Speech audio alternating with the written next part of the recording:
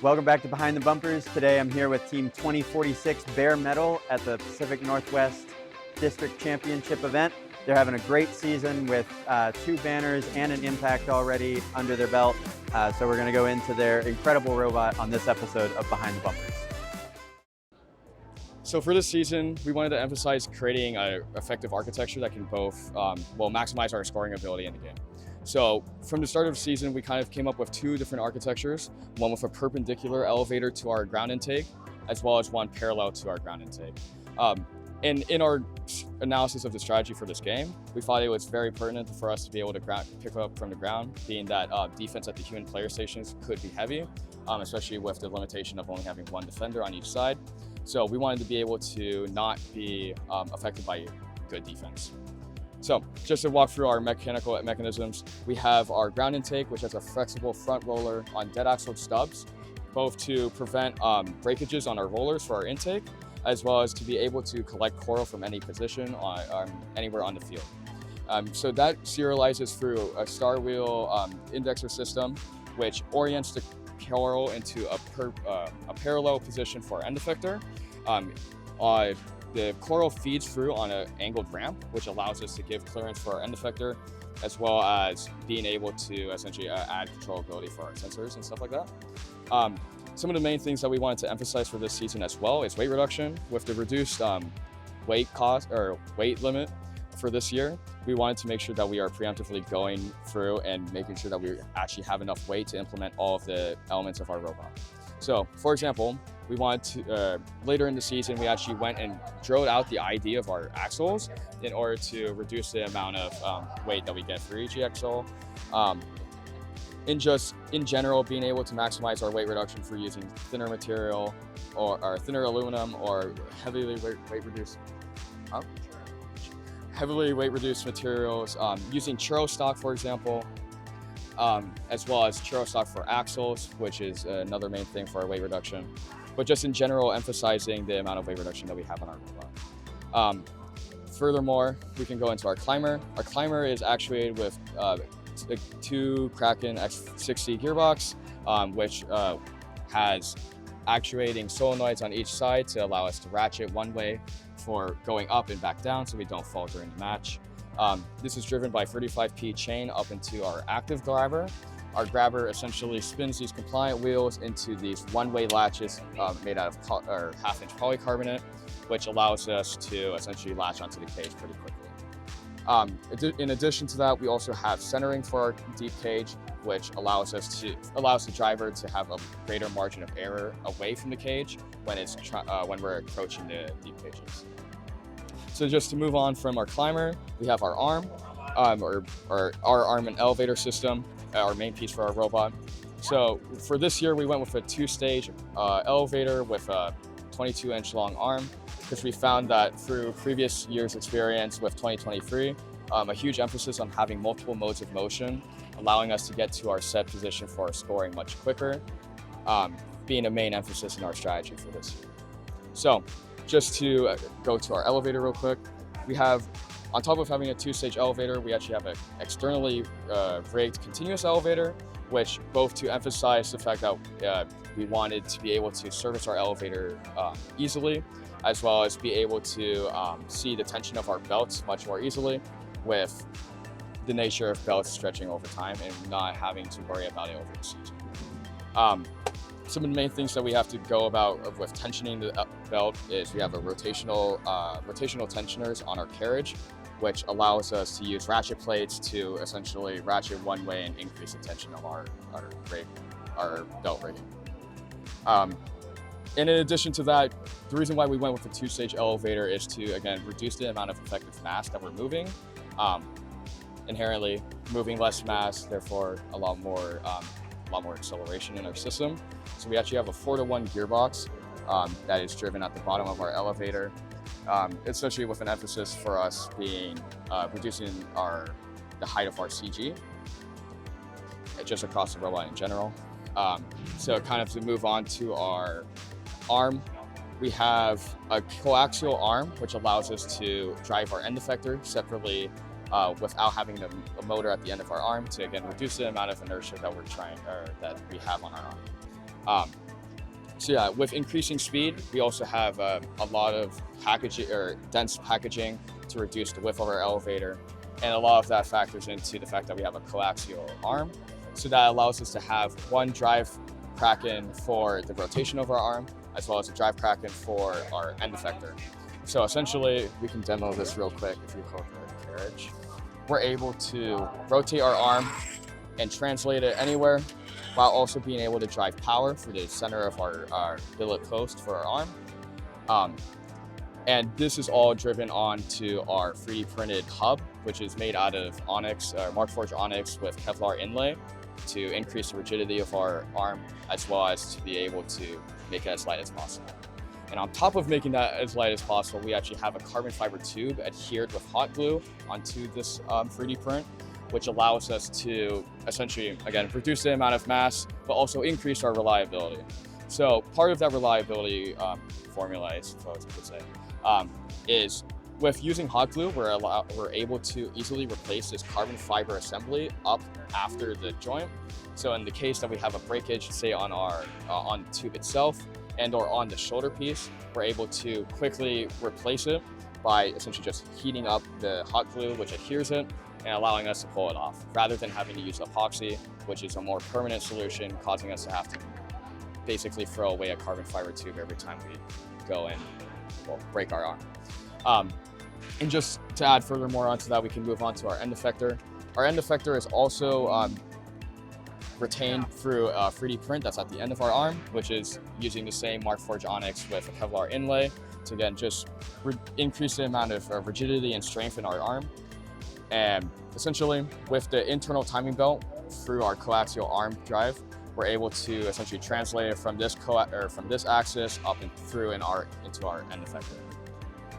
With our end effector, we actually grab externally onto the coral, which allows us to both pick algae off the reef, as well as be able to score any position on the reef opposite from our intake. So we can see here, grabs onto the outside of our coral, and it's able to score both onto L1 through L4, but as well as be able to pass through for all of those scoring positions. So one of the main challenges that we actually had earlier mechanically in this season, because we used to grab onto the internal side of our coral, is being able to score onto the L1 more effectively.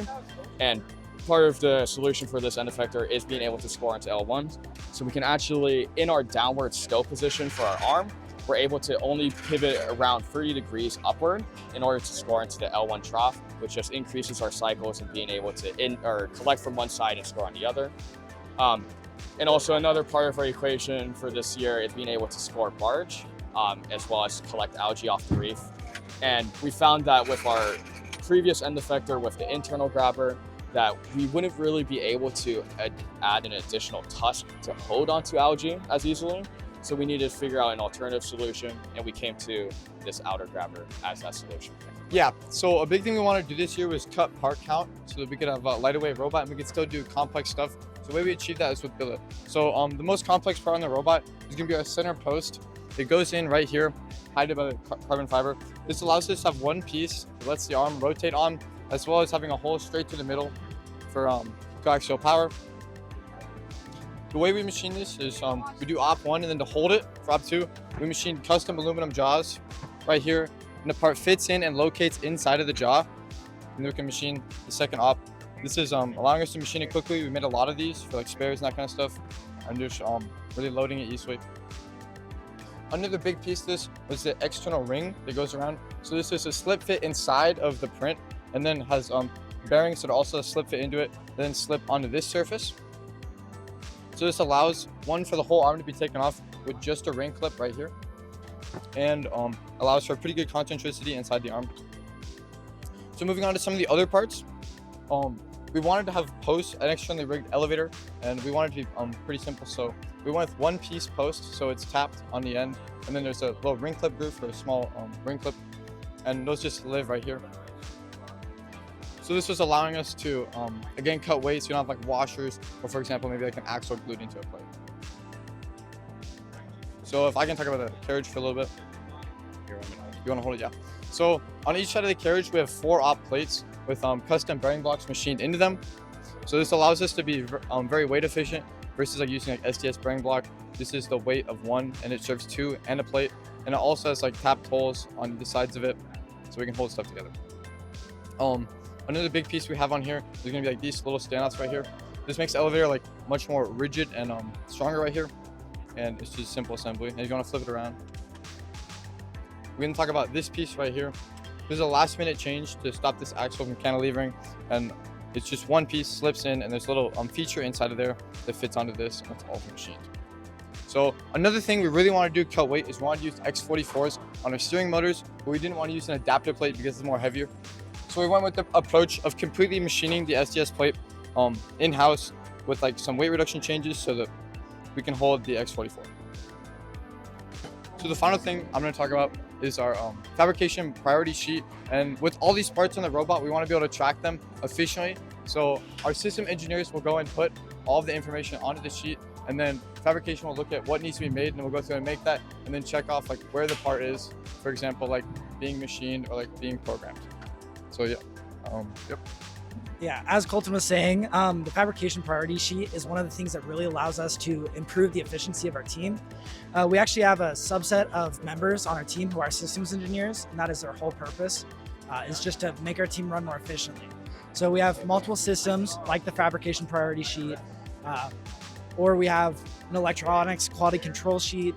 We go through multiple design reviews that the systems engineers go and look over, and make sure every question is getting asked, every possible issue with the robot is being addressed. Something else we did this year that was really interesting, in my opinion, is we did a lot of different types of block CAD, and that goes back to the architecture. We went through and we looked at multiple different architectures and took a really systematic approach to choosing our architecture, and making sure we weren't gonna just, pull in on one design that was maybe not the best. Another thing we did this year was just really try to implement or integrate our assembly and our electronics team. That's something we struggled with previously. It's just having slow assembly and slow electronics, and kind of merging them together really helped with improving the overall process, allowing us to get a robot out much faster. I can talk more about the electronics. So one of the most important things for us to do is to have electronics done quickly and to make sure there's no electrical failures during the season. So some of the things we do to get that done is, as you said, we alternate the assembly and electronics right next to each other. So when the chassis is done being assembled, the electricians went in and wired it, and then once elevator is put on, then we wired that. So that process helped us speed it up a lot. And then a lot of what we do for reliability is we solder all of our wires, so we try and minimize the amount of failure points on a robot and make it so that it's just less likely to break during a match. And one of the ways that we help to both speed up the process and ensure nothing gets broken is we laid out our wires in CAD beforehand. So come look here. So this is a sketch in Inventor where every single wire was laid out and color coded, where it would go, what motor it's going to, and where we wanted it routed. And so that allowed us to add zip tie holes in the correct places and to ensure everything's strain relief so it doesn't get broken. Okay, we can come on over, see on the underside of the robot. So one of the other things we wanted to try this year was reverse mounted electronics. So we have our PDP2, our Pigeon IMU, and then our two mini power modules reverse mounted on the robot. And so we did this so that we're not reaching into our robot when we have to fix things. We can just tip it up and work on it really easily. And then also so that we don't have things falling into it, so it can be completely protected by this polycarb cover. And so you can see here where some of the zip tie holes went and how we routed the wires and how that ended up. And in order to keep the wires protected and make it a lot cleaner and keep them clean, we routed a bunch of wires to this tube right here, our cross chassis tube. And part of that routing was we integrated grommet holes. You can see those right there, in order to keep them from getting caught on the edges and keep them from getting, and the rubber coating will keep it from biting into the insulation. And speaking of the PDP2, last year one of our biggest electrical issues was when we would brown out at the end of matches after pushing matches and stuff like that. So we tried to decrease the amount of voltage drop in our system so that we're not browning out as much during matches. So there are lots of elements to that. One of the main ones was using the new PDP-2, which has, I believe, a third of the voltage drop of the PDH, which is what we used last year. And then we also use the first 4 ports on the PDP, which have decreased resistance for our drive motors. We use 10 gauge wire just to get that little bit of decreased resistance. And then we also try and weight reduce a decent bit on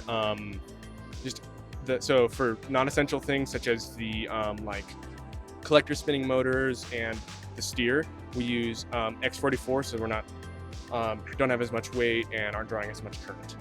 See that right there? We can tip up now.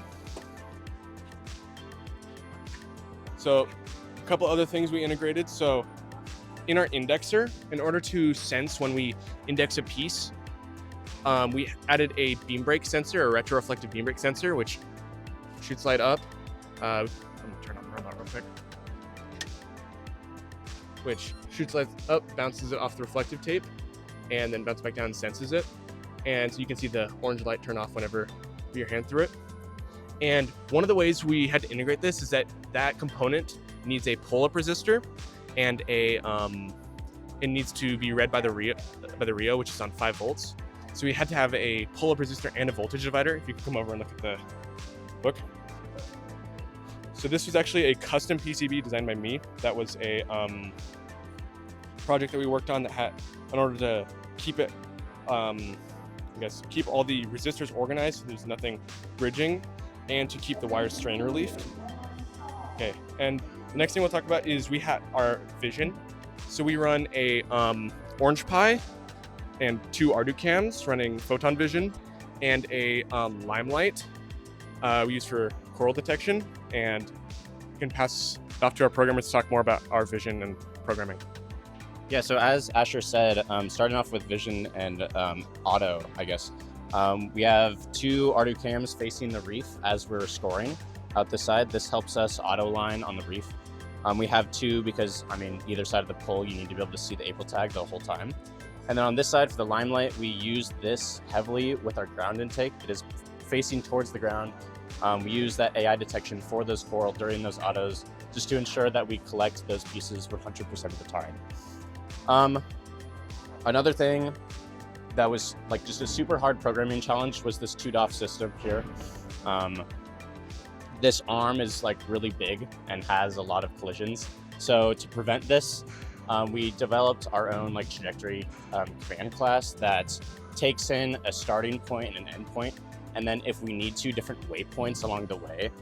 This just allows us to transfer in between all of our states independently and without hitting any collision points.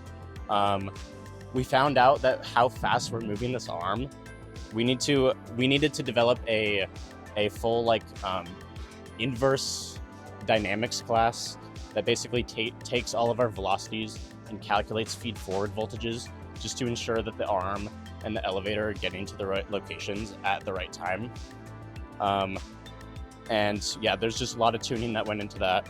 We also implemented recently a auto collection system using AI detection in teleop. This just is a super easy way for the driver to collect consistently as well. So there's not that much driving going into the process, and we're just a lot more efficient in our teleop control. And yeah. All right, thank you, Bare Metal. This is an awesome robot. You're having a great season. I can't wait to see how it goes from here. Good luck with the rest of your competition.